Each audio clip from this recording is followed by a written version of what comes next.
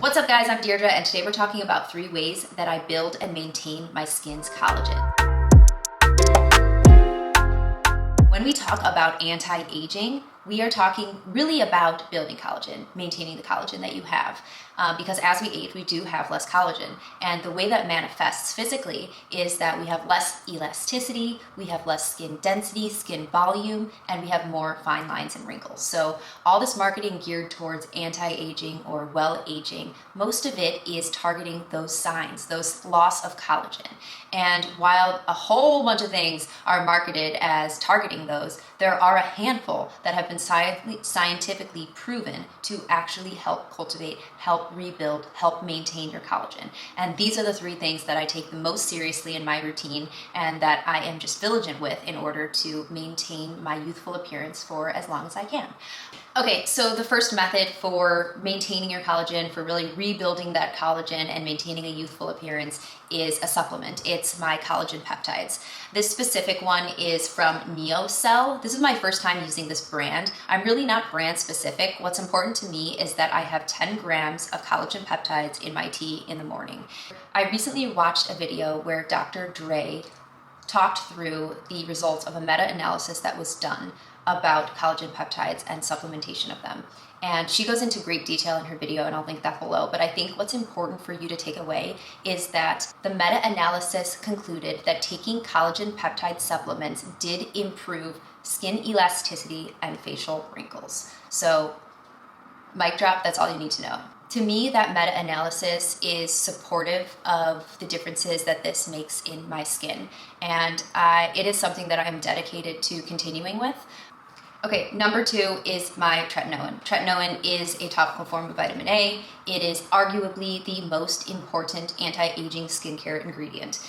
I've been using my tretinoin for 4 years now. I started in 2019 and it's a part of my nighttime skincare routine. I'm really happy with my results right now. My skin has gone through kind of waves depending on what climate I'm living in, how much I can tolerate. So my potency has gone up and down, but throughout the years I have definitely found different hacks that have helped me tolerate my tretinoin better.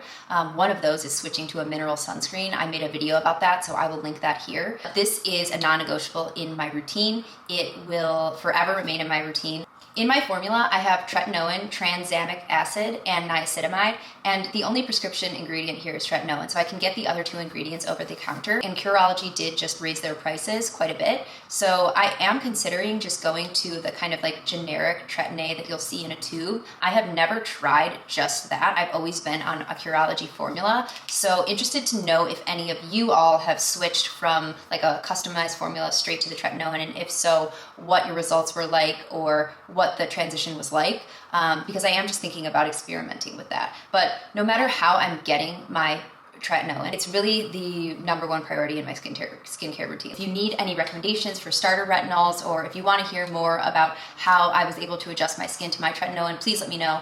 I would love to share my experience with you and answer any questions that I can. This is non-negotiable. She's the GOAT. Number 3 is this bad boy. It's the Omnilux LED Face Contour Mask. This is a super flexible mask that you just strap onto your face and you press this one button. There's just one button on the device and it'll run the session for 10 minutes. I typically use this back to back. So I will hit the button, run it for 10 minutes, hit the button again, run it for another 10 minutes. This lives in my bedside table. As soon as I wake up on mornings that I am using this device, I will just reach in my bedside table and pop this on my face and just continue laying down and do the treatment. I do this a couple times a week, so because I only do it a couple times a week, that's why I kind of do it back to back. On other mornings, I'm using a different device, but this is also scientifically proven to stimulate collagen. So at the nanometers of the red and the infrared light that is in this mask that are on these light bulbs, they have been proven to reduce hyperpigmentation, to reduce redness and sensitivity, as well as to stimulate collagen. So when I'm using this on the regular, skin feels plumper, it feels less irritated. So I'm really happy with my results. It is a pricey object. Personally, I would never pay full price for this, so I always wait for a sale.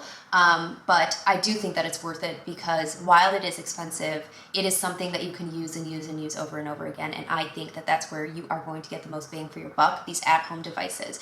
If you go into an office to get some treatments done, it's gonna be like $200 and you're gonna go for 2 times. I've used this probably hundreds of times now and it's still working fine. There's a warranty on the device. If I had one complaint, it would be that this strip right here that goes above your lip, there are no LED bulbs on this piece, and this part of my face is actually a problem area for me because I get that melasma mustache.